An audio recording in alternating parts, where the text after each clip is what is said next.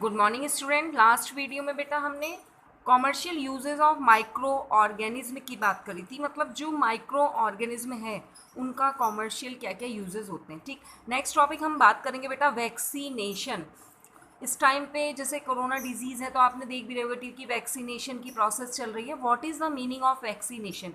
Actual में vaccination होता क्या है बेटा? ठीक, तो वैक्सीनेशन एक प्रोसेस है जिसमें बेटा जो वैक्सीन होती है, वैक्सीन मतलब जो आपकी डिजीज़ है या कोई डिजीज़ जैसे स्पेसिफिक इस टाइम पे कोरोना डिजीज़ है तो उसकी अगेंस्ट जो हमने मेडिसिन तैयार की हैं वो हमारी बॉडी के अंदर इंजेक्ट की जाएंगी। और इंजेक्ट करने की प्रोसेस से मतलब ये जो वैक्सीन है बेटा ये हमारी बॉडी के अंदर जाकर रेसिस्टेंस और इम्यूनिटी इन द बॉडी यानी हमारी बॉडी के अंदर इम्यूनिटी पावर को स्ट्रॉन्ग करेगी, जिससे जो हमारे अंदर जो अगर इन्फेक्शन है तो उसके अगेंस्ट वो वर्क कर सके और वो इन्फेक्शन हमारी बॉडी में स्प्रेड ना हो सके।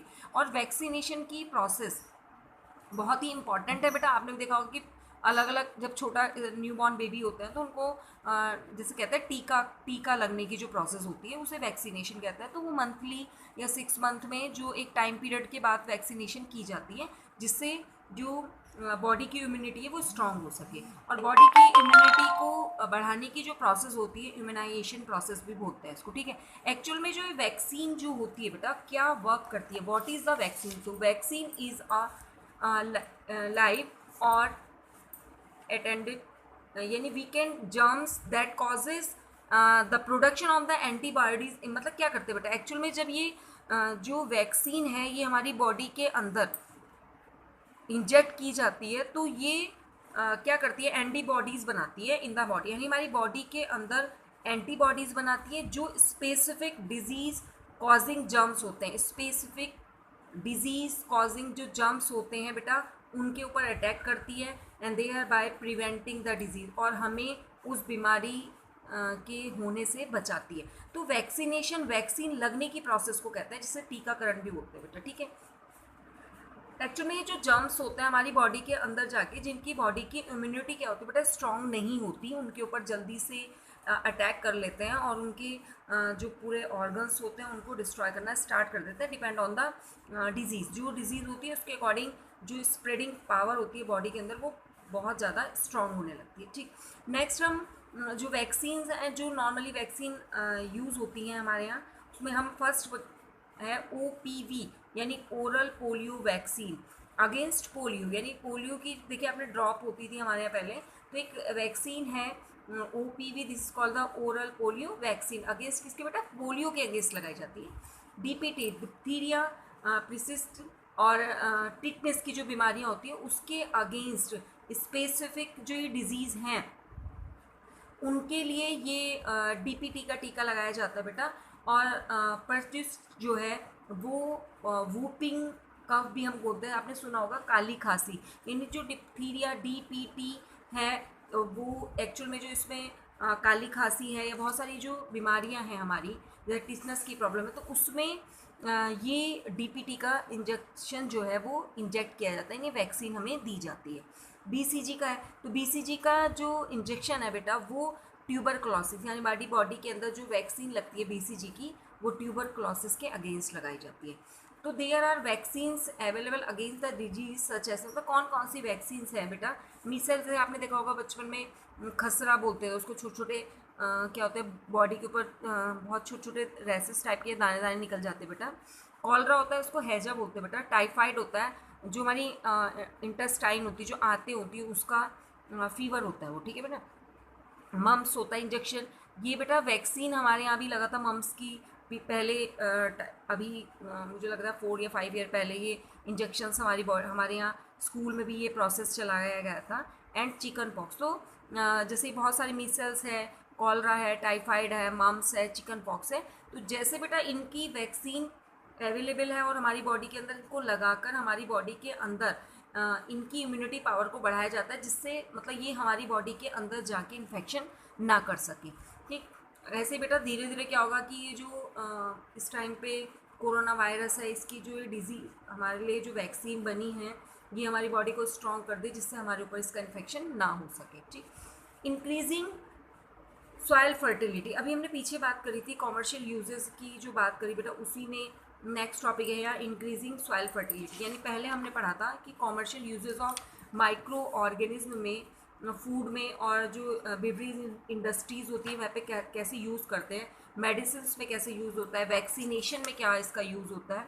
इंक्रीजिंग सॉइल फर्टिलिटी, एक्चुअल में मैंने आपको बताया कि जो बैक्टीरिया और फंगस होते हैं आर डीकम्पोजर। डीकम्पोजर मीन्स जो बड़े बड़े जो अगर हमारे पास मटेरियल हैं या कोई सब्सटेंस है उसको स्मॉल पार्टिकल में डिवाइड करना।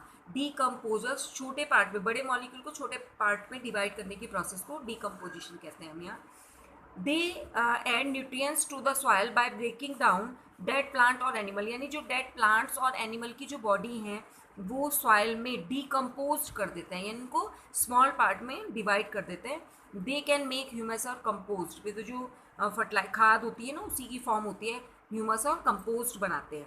नाइट्रोजन फिक्सेशन, लाइक मैंने हमने लास्ट वीडियो में, उससे भी पहले फर्स्ट चैप्टर के लास्ट में बताया था आपको कि नाइट्रोजन फिक्सेशन का वर्क होता है, यानी एटमॉस्फेयर में जो नाइट्रोजन प्रेजेंट है उसको कुछ बैक्टीरिया होते हैं बेटा, नाइट्रोजन फिक्सेशन बैक्टीरिया होते हैं या राइजोबियम बैक्टीरिया है एंड ब्लू ग्रीन एल्गी है, वो क्या करते हैं बेटा एटमॉस्फेयर में जो नाइट्रोजन प्रेजेंट है उसको अपने आप कन्वर्ट करने की इनमें प्रोसेस होती है, और इससे क्या होता है हमारी जो सॉइल है बेटा उसकी फर्टिलिटी इंक्रीज हो जाती है। नेक्स्ट है बेटा क्लीनिंग द इन्वायरमेंट। इन्वायरमेंट में क्योंकि ये डीकम्पोजर की तरह वर्क करते हैं, वो क्या करते हैं कि जो मटेरियल होता है उसको डीकम्पोज कर देते हैं बाय द बैक्टीरिया और फंगी। तो biodegradable waste are decompose by, देखा आपने देखा होगा कहीं कहीं पे बहुत सारा कूड़ा है तो वो कूड़े का ढेर लगा हुआ है बिल्कुल है, या हम तो उसमें क्या होता है थोड़े दिन के बाद स्मेल आने के बाद वो डिस्ट्रॉय होकर मिट्टी में डिकम्पोज हो जाता है, लेकिन अगर उसमें पॉलीथीन ना हो तो बेटा क्या होता है कि जो फंगस और बैक्टीरिया होते हैं वो बायोडिग्रेडेबल वेस्ट, जो बायोडिग्रेडेबल वेस्ट का मतलब होता है जो मिट्टी में डिकम्पोज हो जाए। एक नॉन बायोडिग्रेडेबल होता है बेटा जिसमें पॉलीथीन आती है, प्लास्टिक्स आती है जो सॉइल के अंदर या मिट्टी में डिकम्पोज या मिलते नहीं हैं। एनर्जी एंड फ्यूल प्रोडक्शन में भी बेटा इनका बहुत ज़्यादा यूज़ होता है माइक्रो ऑर्गेनिज्म का। जैसे wastage are produced in a biogas plant, पुराने टाइम में क्या होता था बेटा कि बायोगैस प्लांट्स बनाए जाते थे जो फ्यूल यानी बायोगैस वहाँ पे ऑब्टेन होती थी जिसे एज ए फ्यूल हम घर में यूज़ करते थे खाना बनाने के लिए। तो ये जो माइक्रो ऑर्गेनिज्म होते हैं इसमें बेटा क्या होता है कि बायोगैस प्लांट बनाए जाते हैं, इसमें जो कूड़ा होता है या गोबर होती है उसको डाल दिया जाता है और वो धीरे धीरे सड़ती है तो उसको जो गैस प्रोड्यूस होती है उसे हम बायोगैस बोलते हैं और उसका हम यूज़ करते हैं। तो नेक्स्ट टॉपिक की हम बात करें बेटा, बहुत इंपॉर्टेंट टॉपिक है communicable and non communicable diseases, यानी बहुत सारी डिजीजेज ऐसी होती हैं जो पैथोजन्स के through, what is the meaning of pathogen, यानी जो बीमारी फैलाने वाले ऑर्गेनिज्म होते हैं बेटा उनको हम पैथोजन्स बोलते हैं। तो micro organism often causes various disease in human as well as animal, यानी बहुत सारे माइक्रो ऑर्गेनिज्म होते हैं जो हमारी बॉडी यानी ह्यूमन बॉडी के साथ साथ एनिमल बॉडी में भी बीमारियों को फैलाते हैं। तो जो ऑर्गेनिज्म डिजीज कॉजिंग मतलब डिजीज फैलाने वाले माइक्रो ऑर्गेनिज्म को हम बेटा पैथोजन्स बोलते हैं। ठीक, एजेंट सच एज एयर है, वाटर है, food can spread some of these disease to other. ये जो एजेंट है यानी बीमारी फैलाने वाले जो एजेंट्स हैं वो जैसे उसमें air, water, food can spread of, मतलब इसमें this is called the agent. Agent क्या होता है कि हवा के थ्रू, वाटर के थ्रू, फूड के थ्रू भी बीमारियां स्प्रेड होती है नहीं फैलती है। तो this type of disease is called communicable disease. ठीक है, तो इस तरह की बीमारियों को हम कम्युनिकेबल डिजीजेस कहते हैं बेटा। ठीक है, नेक्स्ट अगर हम बात करें तो इसमें एक एग्जांपल है जैसे चिकन पॉक्स है, कोल्ड है, कफ है। आपने देखा होगा कि अगर किसी को कोल्ड हो रहा है, कफ हो रहा है तो कहते हैं कि मुंह पे हाथ रख के आप खांसिए, तो उससे क्या होता है बेटा जो जर्म्स निकलते हैं वो एयर में स्प्रेड होता है और जो इन्फेक्टेड पर्सन होता है उससे जो नॉर्मल पर्सन होता है उसके पास वो जर्म्स चले जाते हैं और उससे क्या होता है बहुत ज़्यादा प्रॉब्लम क्रिएटिंग होती है। अब नेक्स्ट क्या है कि कम्युनिकेबल डिजीज़, यानी ये तो या तो एजेंट के थ्रू फैलती है या पैथोजेंस के थ्रू फैलती है। This also called the contagious diseases भी कहते हैं इसको। ठीक है, कॉन्टाजीनियस डिजीजेज भी होती है। ठीक, कुछ बीमारियां ऐसी होती हैं जो नॉन कॉन्टैक्ट यानी नॉन कम्युनिकेबल डिजीजेज होती हैं। ठीक है बेटा, ये जैसे हमारी बॉडी के अंदर आयरन की कमी है या जैसे एनीमिया की प्रॉब्लम हो गई, विटामिन सी की कमी हो गई, तो बहुत आयोडीन की कमी हो गई, तो जो न्यूट्रिएंट्स हम खाने में खाते हैं और उनकी कमी से जो बीमारियां होती हैं, this is called the non communicable diseases.